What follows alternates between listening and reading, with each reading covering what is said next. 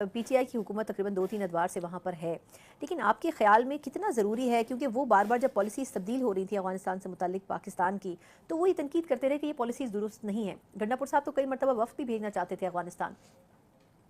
वो एक बड़ा अच्छा हम सुनते थे ना बचपन में कि एक प्रोवर्ब हुआ करता था, एक जुमला था कि अंधे के हाथ में बंदूक और बच्चे के हाथ में हथौड़ा।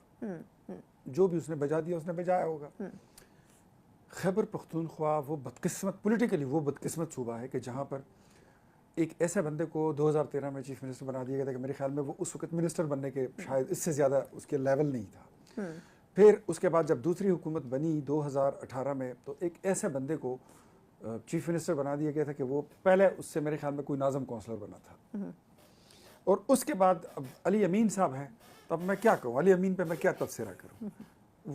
लॉलीवुड और हॉलीवुड या बिला तबसरा या किसी बॉलीवुड की फिल्मों का वो कोई विलन टाइप की चीज़ ही है जो उसकी प्रेजेंटेशन वो करते हैं। चले पश्तो कर ले, लेकिन विलन से ज्यादा उनका हुलिया कुछ है नहीं। जब बात करते हैं तो विलन के लहजे में करते हैं, जब काम करते हैं तो विलन के लहजे में करते हैं।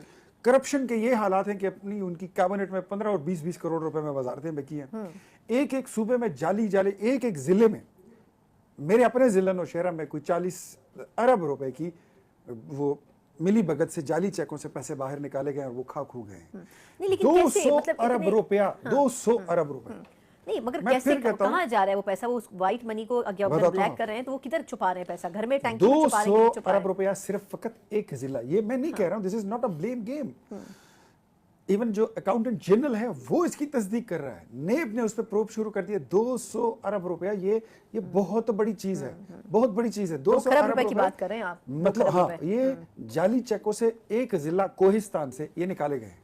कोहिस्तान की जाके आप हालत देखें, आप जाके देखिए, बिल्कुल मैंने देखा है। हालत उनकी ये है कि आप जाए तो ऐसा लगता है किसी कंडर में आप आ गए, ऐसे हालात। और वहां से 200 अरब रुपए निकाले गए। तो व्हाट डू यू थिंक, ये काम कोई तहसीलदार कर सकता है?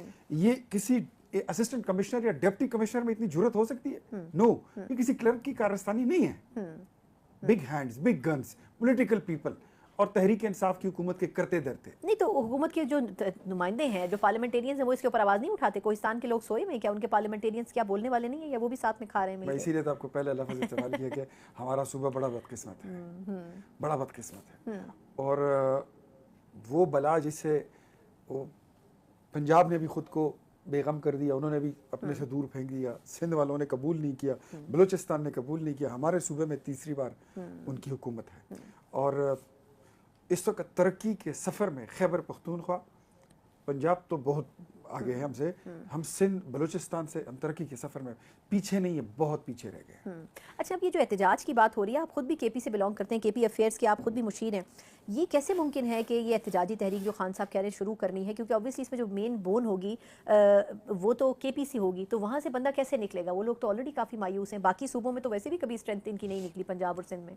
देखिए, कोई सूबा पंजाब छोड़ पिंडी इस्लामाबाद नहीं निकल रहा है इनके साथ। 26 नवंबर का एपिसोड नहीं निकले, बिल्कुल। और फिर 9 मई का एपिसोड अगर आप देखें तो ये दो ऐसे वाकयात हैं इमरान खान साहब की पार्टी के कि ये बाकायदा स्टेट पर हमलावर हुए थे।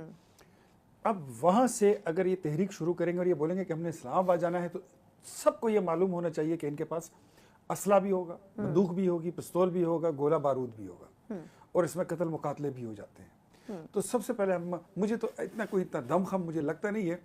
तंजीमी तौर पर तहरीक इंसाफ का शिराजा इस वक्त बिखर चुका है तकरीबन। एक तो कहने की बात होती है ना, लेकिन मैं अगर गिन के बताऊं आपको तो 8-9 धड़ों में इस वक्त ये तकसीम है।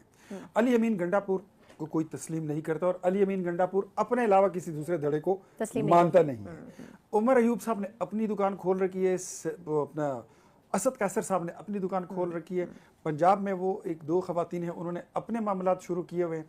कोई एक दूसरे की इमामत में मुक्तदी बनकर खड़ा होने के लिए तैयार नहीं है।